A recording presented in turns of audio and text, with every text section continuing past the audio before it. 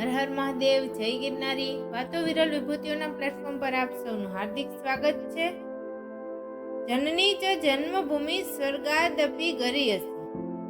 આમ કહી અને આપણે જન્મભૂમિને જનની સાથે સ્વર્ગ સ્વરૂપ અને વધુ મહિમામયી દેવીને પદ આપીએ છીએ. આપણી આ જન્મભૂમિની ઓળખ વિવિધ સમયે અને સંદર્ભે અલગ અલગ શબ્દો દ્વારા વ્યક્ત થતી રહે. ઘણો જૂનો શબ્દ આર્યાવર્ત છે અને એટલો જ જૂનો શબ્દ ભરતની ભૂમિ ભારત છે. અને બહુ વ્યાપક ઓળખ સિંધુ નદીને કારણે થઈ. તળ ભારતની ફળદ્રુપ ભૂમિ પ્રતિ હિજરત કરી આવતા ભિન્ન ભિન્ન જનસમૂહો વાયવ્ય ભારતખંડના પહાડો ઓળંગીને આવે એટલે પ્રથમ એમને જે મોટી નદી મળતી તે સિંધુ હતી. આમ તો એ કાળે નદીને માટેનો શબ્દ પણ સિંધુ બની ગયો. એ પ્રદેશની 7 નદીઓના પ્રદેશને સપ્ત સિંધુ કહેવાનું પણ બનતું હતું. કેટલાક પ્રદેશ વિશેષના લોકો અમુક વ્યંજનો ઉચ્ચાર નથી કરી શકતા. આજથી 2,000 વર્ષ અગાઉના પાર્શ્વ દેશના વાસીઓ અનો ઉચ્ચાર હ જેવો કરતા અને આ ઈરાનીઓના પ્રભાવ તળે સિંધુનું હિન્દુ થયું અને સિંધુસ્તાનનું હિન્દુસ્તાન થયું અને આ હિન્દુસ્તાનનું ટૂંકું રૂપ હિન્દ. સાથે જ નોંધીએ કે ગ્રીકો સિંધુને ઇન્ડસ કહેતા, તેથી સિંધુના પ્રદેશને ઇન્ડિયા કહેવા લાગ્યા અને પછીથી સમગ્ર યુરોપમાં આપણે ભૂમિખંડનું નામ ઇન્ડિયા સ્થપાઈ ગયું. આ ભૂમિખંડ પર 1757ના પ્લાસીના યુદ્ધથી શરૂ કરી અને 1857 સુધીમાં અંગ્રેજોએ કબજો કર્યો. પરિણામે એમના દ્વારા વપરાતું નામ ઇન્ડિયા વધુ પ્રચલિત થયું. પરંતુ જેવી રાષ્ટ્ર જાગૃતિ શરૂ થઈ, જેવી સ્વાતંત્ર્ય ઝંખના બળવાન બની, એવી જ આ ભૂમિખંડના જૂના નામ માટેની ઝંખના પણ શરૂ થઈ. એટલે જ આપણા સ્વાતંત્ર્ય આંદોલનના આદિ પુરુષો દાદાભાઈ, ફિરોજ શાહ, ટિળક, ગાંધીજી, જવાહર સરદાર વગેરે માતૃભૂમિ માટે હિન્દ શબ્દ વાપરવા માંડ્યો. આપણા આઝાદી આંદોલન સમયમાં કેટલા બધા પુસ્તકોના શીર્ષકોમાં હિન્દ શબ્દ હતો અને ગાંધીજીનું વિખ્યાત પુસ્તક જે આપણા દેશના વિકાસ માટેના પ્રથમ નકશારૂપ હતું તેનું શીર્ષક હિન્દ સ્વરાજ કોને યાદ ન હોય. ઈચ્છારામ સૂર્યરામ દેસાઈની નવલકથા હતી હિન્દ અને બ્રિટન. નહેરુના વિખ્યાત ગ્રંથ ડિસ્કવરી ઓફ ઇન્ડિયાનો ગુજરાતી અનુવાદ થયો મારું હિન્દનું દર્શન. અરે એ સમયમાં કેટલા ગીતોમાં હિન્દ શબ્દ હતો. ખબરદારનું ઓ હિન્દ દેવ ભૂમિ સંતાન સૌ તમારા, કરીએ મળીને વંદન સ્વીકારજો અમારા. નેતાજી સુભાષચંદ્ર બોઝનું સલામી સૂત્ર હતું જય હિન્દ. એમણે દેશની આઝાદી માટે જે ફોજ રચી એનું નામ આઝાદ હિન્દ ફોજ રાખેલું. અને આ સંદર્ભમાં યાદ આવે છે કે 20મી સદીના જે પ્રથમ દાયકામાં એક ચિત્રકારે ભારતના નકશાની પૃષ્ઠભૂમિ રાખી અને રાષ્ટ્રને એક દેવી તરીકે કલ્પી અને એ નકશાની અગ્રભૂમિ પર એ દેવીનું ચિત્ર દોર્યું અને બહુ જલ્દીથી આ ચિત્રનું નામ હિન્દ દેવી સ્થપાઈ ગયું અને પૂરા દેશમાં એની છાપ અમર અનુકૃતિ ફેલાઈ ગઈ. બહુ નાના માણસ એવા એ ચિત્રકારને આજે ઘણા ખરા લોકો ભૂલી ગયા છે. અરે ગુજરાતમાં અને અમદાવાદમાં પણ જવલ્લે જ કોઈને એ નામની સ્મૃતિ હશે. એ અમદાવાદ નિવાસી ચિત્રકારનું નામ હતું મગનલાલ શર્મા. એમનો વિશેષ પરિચય જોઈએ. જેમ મૂળ ચિત્રકારનો હિન્દ દેવીની કલ્પના કરનારનું નામ લોકો ભૂલી ગયા છે, એમ મૂળ ચિત્ર પણ લગભગ ભૂલાઈ ગયું છે. એની આકાર યોજના લગભગ યથાવત રહી છે, પરંતુ એની વિગતો અને રંગ છાયામાં આમૂલ વૈવિધ્ય અને અગણિત પરિવર્તન આવ્યા છે. 90ના દાયકામાં એક સંસ્થા દ્વારા એક કેલેન્ડર પ્રગટ કરવામાં આવ્યું. એમાં મુખ્ય ચિત્ર ભારત માતાનું હતું, જે મગનલાલના મૂળ ચિત્રને અનુસરી પરંતુ ઘણા પરિવર્તનો સાથે દોરાયું. ચિત્રની નીચે સૂત્ર હતું, તેરા વૈભવ અમર રહે માં, હમ દિન ચાર રહે ન રહે. સાથેના કેલેન્ડરમાં હાલના ભારત તેમજ પાકિસ્તાન, અફઘાનિસ્તાન, શ્રીલંકા, બાંગ્લાદેશ, મ્યાનમાર, મલેશિયા સહિત અનેક દેશોના નકશાની પૃષ્ઠભૂમિની આગળ એક ઝળહળતી નારી આકૃતિ દોરવામાં આવી હતી. ભડકા જેવા રંગો વડે દોરાયેલી આ નારીના એક હાથમાં કેસરી ધ્વજ હતો અને બીજો હાથ વરદાન મુદ્રામાં ઉંચકાયેલો હતો. મસ્તકની આસપાસ પ્રચંડ જ્વાળાઓ ચીરતી હોવા છતાં માતાનો પોતાનો ચહેરો સૌમ્ય દોરવામાં આવ્યો હતો. એ સૌમ્યતાની સામે બેલેન્સ તરીકે હોય એમ એની જોડે જ ઉભેલો સિંહ દોરવામાં આવ્યો. સિંહ ત્રિમૂર્તિ અને રાક્ષસ કુળ સંહારણી દેવી દુર્ગા સાથે સંકળાયેલો છે, એ સૌ જાણે છે. આ ચિત્રમાં નિરૂપિત ભારત માતા પ્રસન્ન મુખ છે, વરદ મુદ્રામાં છે, શસ્ત્ર રહિત છે. જાણે આપણી વહાલ સોઈ માતાના દર્શન કરતા હોઈએ તેમ એને જોઈને હૃદય પુલકિત બને. પરંતુ ભારત માતાના બધા ચિત્ર સરખા નથી. 1992માં વર્લ્ડ બેંક અને આંતરરાષ્ટ્રીય નાણાં ભંડોળને તથા આંતરરાષ્ટ્રીય કંપનીઓને રાક્ષસો તરીકે ચિતરી એ રાક્ષસમાં જાણે ભારત માતાને ડરાવવા માંગતા હોઈએ એવું એક ચિત્ર એક અખબારમાં પ્રથમ પૃષ્ઠ પર મુકાયેલું.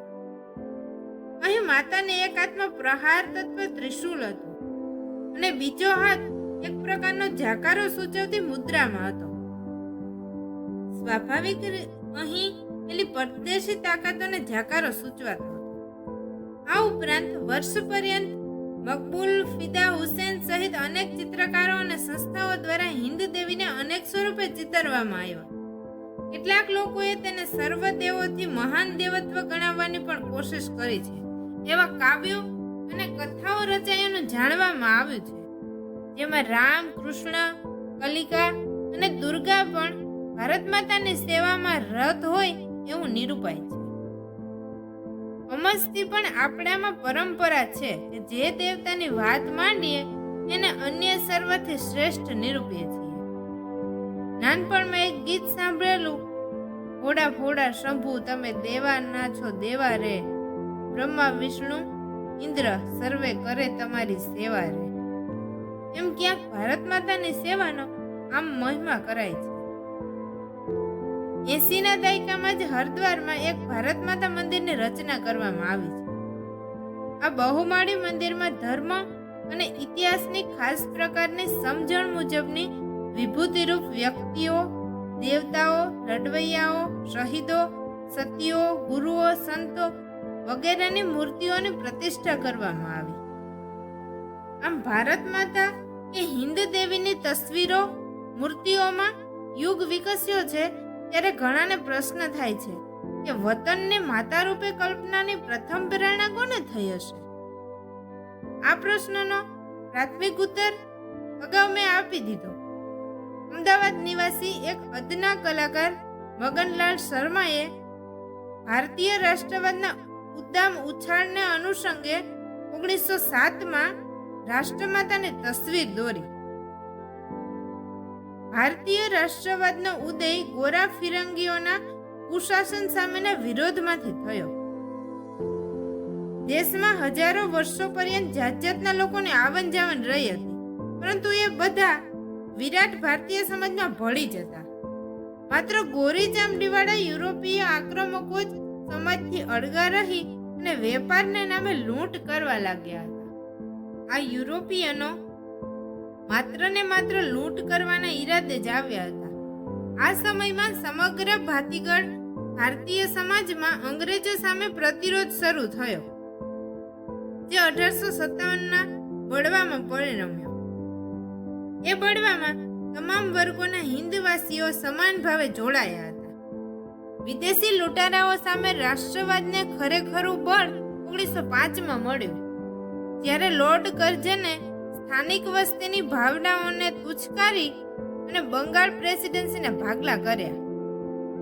બંગભંગ નામે ઓળખાયેલી એ ઘટના સામે માત્ર બંગાળી જ નહીં, અંગ્રેજી શાસન હેઠળની સમગ્ર હિન્દી પ્રજા ઉકળી ઉઠી અને બંગાળની એકતા માટેની ઝુંબેશમાંથી ભારતની એકતા માટેની ઝુંબેશ તથા વિચારસરણી શરૂ થઈ. અંગ્રેજો સામેની લડાઈમાં માત્ર બંગાળ કે મહારાષ્ટ્ર કે કર્ણાટક ટકી નહીં શકે. એ સમજણમાંથી આ સમગ્ર ભૌગોલિક એકમની વસ્તીને એકાત્મકતાની લાગણીથી બંધાયેલી દર્શાવવાનો એક રિવાજ શરૂ થયો અને હિન્દ સમસ્તને એક વ્યક્તિ તરીકે પ્રત્યક્ષ કરવામાં આ ગુજરાતી ચિત્રકારના એક જ ચિત્રે જે ફાળો આપ્યો એવો ફાળો સેંકડો હજાર ભાષણોથી પણ કદાચ ન આપી શકાય. વડવાનલની જેમ સમસ્ત હિન્દ પર છવાઈ જનારા આ વિખ્યાત ચિત્રના સર્જક મગનલાલ શર્મા 20મી સદીની શરૂઆતમાં ગુજરાતના મુખ્ય નગર અમદાવાદની મ્યુનિસિપલ શાળામાં ચિત્ર શિક્ષક હતા. પ્રાથમિક શાળાના બાળકોને ચિત્રકળાના પ્રાથમિક પાઠ આપનાર આ શિક્ષક બહુ થોડું ભણ્યા હતા. પોતાના વતનના લીંબડી રાજ્યના શિયાણી ગામના એ વતની હતા અને ધૂડી નિશાળમાં પ્રાથમિક શિક્ષણ પામેલા. અંગ્રેજી કોલેજમાં ગયેલા નહીં, જોકે પ્રેમચંદ રાયચંદ ટ્રેનિંગ કોલેજમાં શિક્ષણની તાલીમ પામેલા. ચિત્રકળાનો શોખ વ્યવસ્થિત અભ્યાસ એમણે કરેલો નહીં, માત્ર અવલોકન શક્તિ અને સતત મહાવરા વડે રેખાઓ ઉપસાવતા શીખેલા. તેઓ ઘણા જ શરમાળ અને આત્મકેન્દ્રી રહ્યા. આનું એક કારણ કદાચ એ હશે કે સાવ નાની ઉંમરે પિતા અને માતા બંને ગુમાવી બેઠેલા. એમનો ઉછેર માસાને ત્યાં થયેલો અને મૂળ નામ મગનલાલ લીલાધર ત્રિવેદી હતું. મગનલાલ શર્માની યુવાવસ્થાની એક ઉત્તમ ઘટના એ હતી કે કેરળના મહાન ચિત્રકાર રાજા રવિ વર્માના સુંદર અલંકૃત પૌરાણિક ચિત્રો બહાર પડવા લાગ્યા હતા. એ ચિત્રો ભારતભરમાં જાણીતા થઈ ગયા હતા. વડોદરાથી મહારાજા સયાજીરાવે પણ રાજા રવિ વર્માને કેટલાક સમય માટે બોલાવી ને ચિત્રો દોરાવેલા. આ ચિત્રો ઘણા મોંઘા, પણ એ ચિત્રોની છાપેલી નકલો પુષ્કળ પ્રચલિત થઈ હતી. મગનલાલ શર્મા એ પણ જોતા અને પોતે પણ કેટલાક પૌરાણિક પાત્રોના ચિત્રો દોરવા કોશિશ કરતા. એમના હિન્દ દેવીના ચિત્ર પર રવિ વર્માની છાપ જોઈ શકાય છે.